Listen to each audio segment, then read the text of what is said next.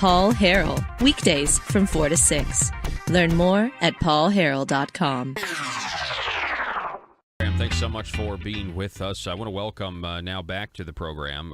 Second week in a row, we have the president of the Family Council Action. Mr. Jerry Cox is with us. Jerry, welcome back, sir. Well, it's always a pleasure. Yes, sir. It's always great to have you on. And listen, I know your scorecard. I mean, I've gone over it since we last talked that you came out with. Really, really good. And I also know that there's probably some folks that may not be too happy about where they are on the scorecard. And so I just wanted to have you on and just kind of see if there has been any fallout or criticism directed at your organization. Yes, quite a bit. I actually did not anticipate people being as angry with us as they have been just because we published how they voted. And we gave them a grade based on whether they voted with us or not. And, boy, I tell you what, it lit them up.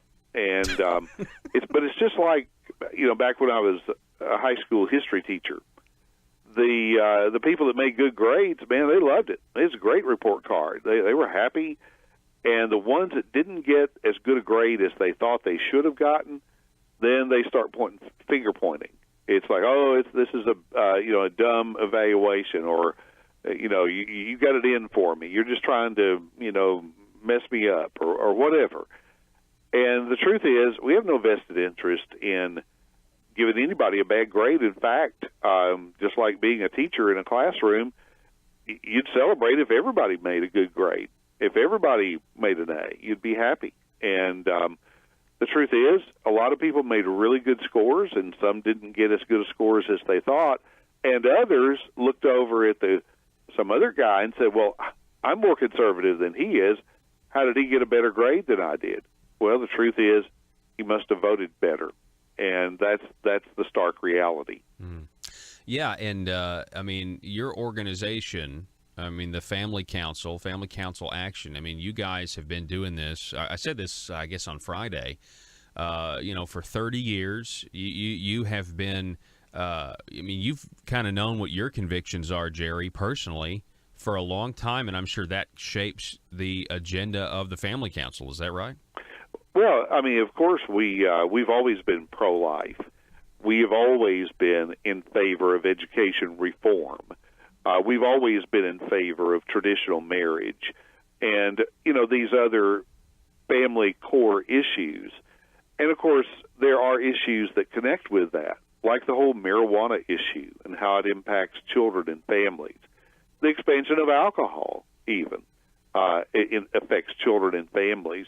And certainly how we treat people who are residents of our nursing homes, and some of the lawsuit reform, so-called reform measures that are out there. So these family issues go in a number of directions. We go where the battle is. And people say, well, why are you over there? Because that's where the battle is. That's where the threat is. And so we're there. And so we go to the legislature knowing exactly where we stand on these issues. And, we've evaluated lawmakers as far as publishing their votes for 2 or 3 sessions now, but this is the first time we ever put a grade on there. And there were 25 bills in the House, 25 in the Senate. You get 4 points for each good vote. 4 times 25 is 100. 90 to 100 is an A. Anything below 60 is an F. And we had people make all kinds of grades, and we put them up there the way they earned them. And I tell people over and over, I said, this is not my grade. This is their grade. I didn't vote. This is how they voted. And this is how they voted on the things that are important to us. May not be important to them, might not be important to some other group, but this is how they voted on things that were important to us. Yeah. People can look at that and make whatever decision they want to make about it. Oh yeah, and it's pretty. That's really a great point. And yet they're getting bent out of shape. I think they're getting bent out of shape. Feel free to respond to this any way you want. So you mentioned some issues there: expansion of alcohol, marijuana. These are things that are important to you. But also, the Family Council has been known, like you said, you've always been pro-life, and that's been something that I think a lot of people agree on, or at least they say they agree on. It seems to me there are some people, though, that just wish you would kind of abandon some of those issues that are important to you so that their scores would have gone up. Well, yes. But didn't we all in school at times say, man, I wish I hadn't had to take that test. I wish we hadn't had to do that chapter. That was hard. Being a lawmaker is not easy, and you have to make hard decisions. You have to make hard votes.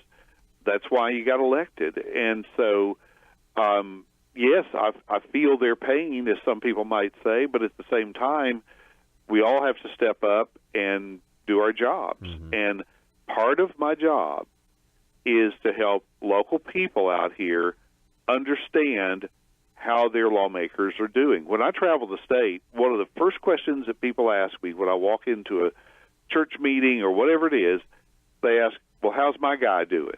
How's our people doing that we elected? And they really want to know. And, up until now, I've had to say, well, pretty good. I think they're doing all right. But now I have a report card, and I can say, well, here's how they voted on the issues that were important to us. Yeah. You tell me how you think they're doing. Mm-hmm. It's as objective as it can possibly be because it's just how they voted. It's not how pretty they are or how good a friend they are or how much they may have helped us. And some of this I'm kind of looking at, well, could we do it better next time? For example, State Representative Mark Lowry, good friend of mine, sponsored 5 good homeschool bills and got them all passed. Well, he got credit for how he voted on those, just like everybody else did, but he didn't get any extra credit because he sponsored the bills. Yeah. On the other hand, I had a state representative that sponsored a bill for us. He probably should have had points taken off, Paul, because he did such a poor job. Never ran the bill, never even tried.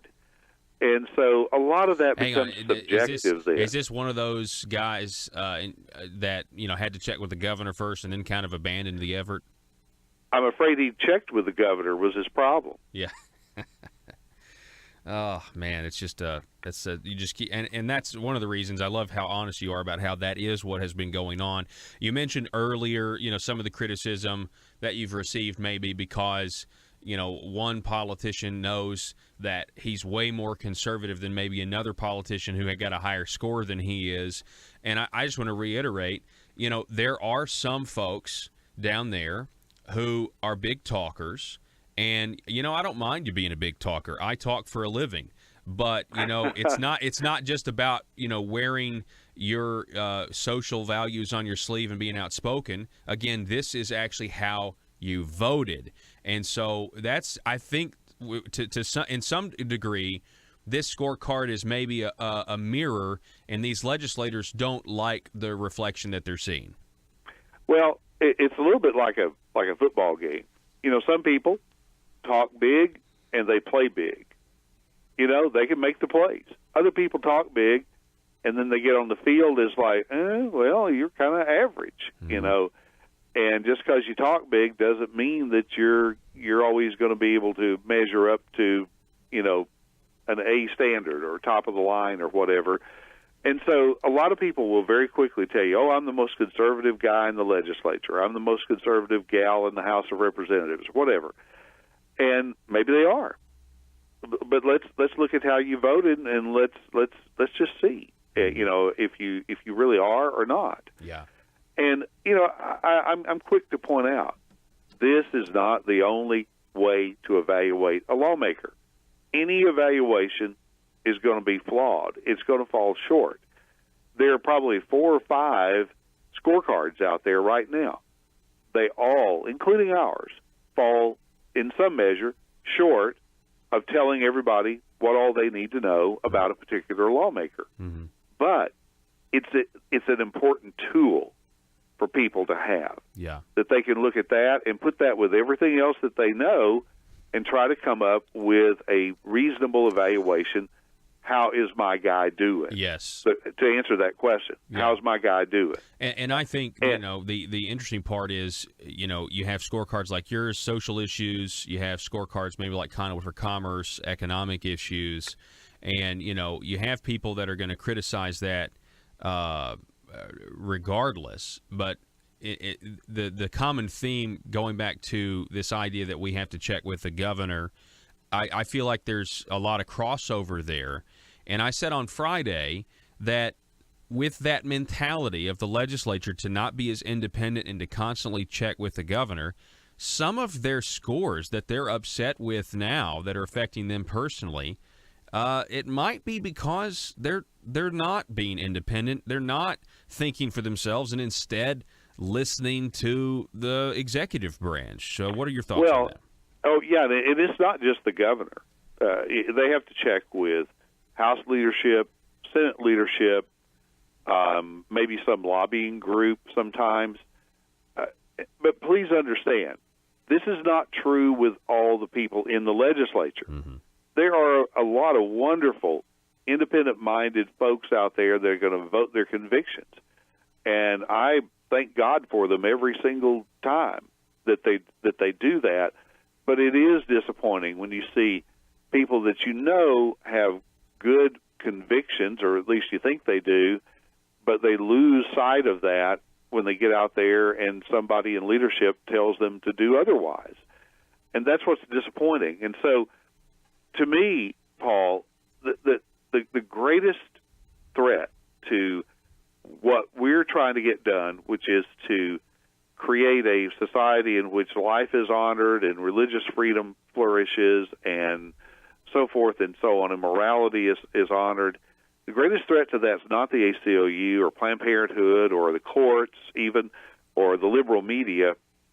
It's people who campaign one way and tell you how conservative they are, and then when they get elected, they put on a jersey maybe for the other team. Or they just don't do much. They just kind of sit there and forget about all those campaign promises.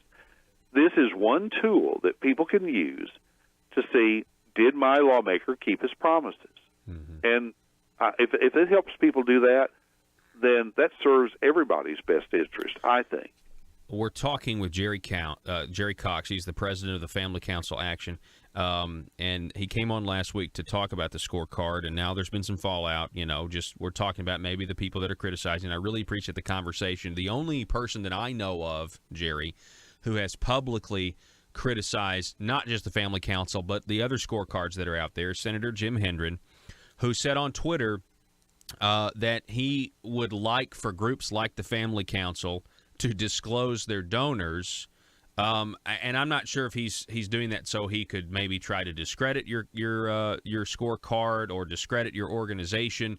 But what are your thoughts about the majority leader of the Senate, Jim Hendren, effectively saying, hey, private citizens should, be revealed in who they're supporting politically? Well, that's bad. I mean, for anybody to say that would be a good idea, I think they need to stop and think. They are the government. They're an elected official. They're funded with tax dollars. They're spending our tax dollars.